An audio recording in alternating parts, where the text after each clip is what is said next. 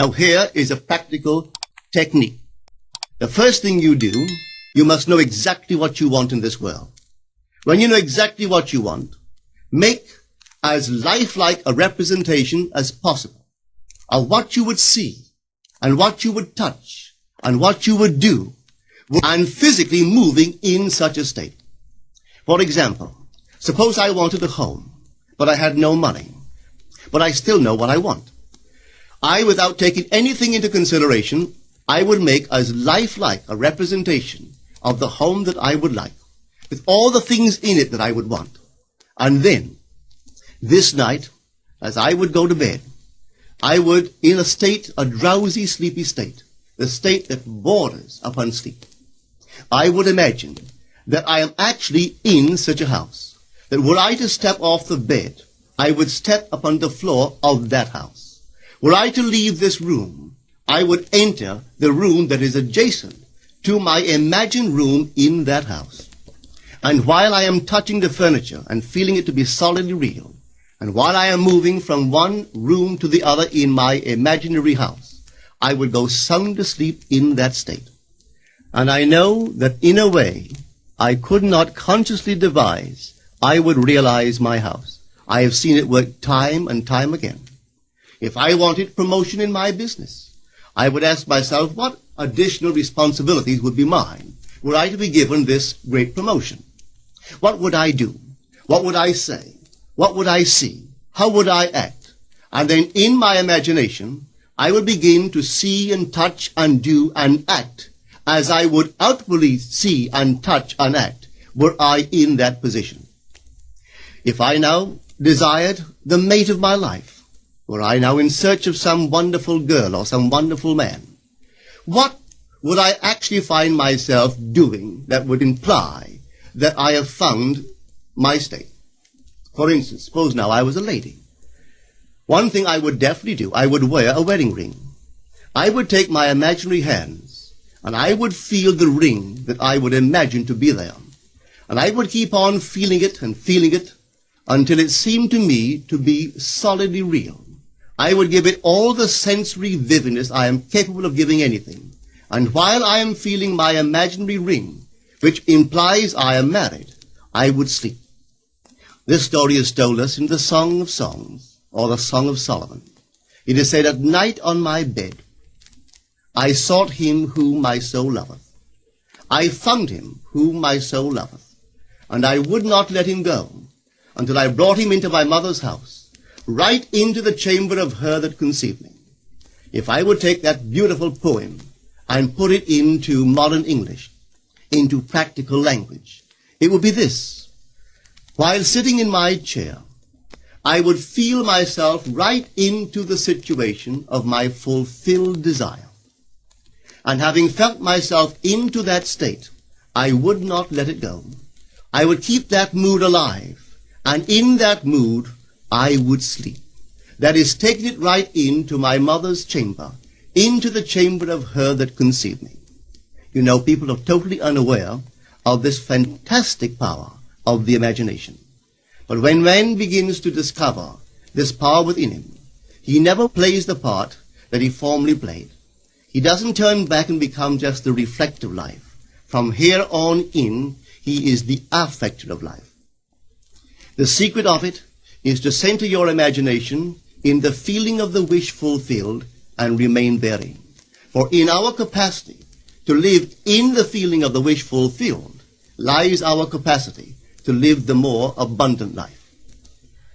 Most of us are afraid to imagine ourselves as important and noble individuals, secure in our contribution to the world, just because at the very moment that we start our assumption, reason and our senses deny the truth of our assumption. We seem to be in the grip of an unconscious urge which makes us cling desperately to the world of familiar things and resist all that threatens to tear us away from our familiar and seemingly safe moorings. But I appeal to you to try it. If you try it, you will discover this great wisdom of the ancients, for they told it to us in their own strange, wonderful, symbolical form. But unfortunately, you and I misinterpreted their stories and took it for history when they intended it as instruction to simply achieve our every objective. You see, imagination puts us inwardly in touch with a world of states. These states are existent. They are present now. But they are mere possibilities while we think of them. But they become overpoweringly real when we think from them and dwell in them.